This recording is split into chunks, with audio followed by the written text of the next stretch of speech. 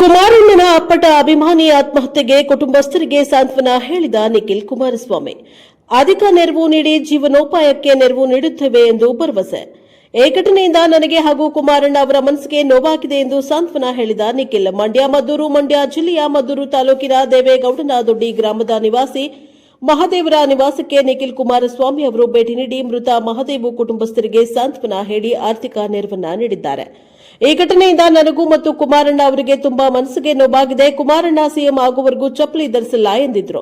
ಈಗ ಮಹದೇವು ಆತ್ಮಹತ್ಯೆಯನ್ನ ಮಾಡಿಕೊಂಡಿದ್ದಾರೆ. ಯಾವ ಕಾರಣಕ್ಕೆ ಮಾಡಿಕೊಂಡಿದ್ದಾರೆ ಗೊತ್ತಿಲ್ಲ. ಹೋದ ಜೀವ ವಾಪಸ್ ತರಲು ಸಾಧ್ಯವಿಲ್ಲ ಎಂದು ನಿಖಿಲ್ ಕುಮಾರಸ್ವಾಮಿ ಅವರು ಬೇಸರವನ್ನು ವ್ಯಕ್ತಪಡಿಸಿದ್ದಾರೆ. ಅವರ ಕುಟುಂಬದ ಜೀವನೋಪಾಯಕ್ಕೆ ನೆರವು ನೀಡುತ್ತೇವೆ. ಆ ನೋವನ್ನು ಭರಿಸುವ ಶಕ್ತಿಯನ್ನ ನೀಡಲಿ ಎಂದು ದೇವರಲ್ಲಿ ಪ್ರಾರ್ಥಿಸುತ್ತೇನೆ ಎಂದು ನಿಖಿಲ್ ಕುಮಾರಸ್ವಾಮಿ ಅವರು ಸಂತಾಪವನ್ನು ಸೂಚಿಸಿದ್ದಾರೆ.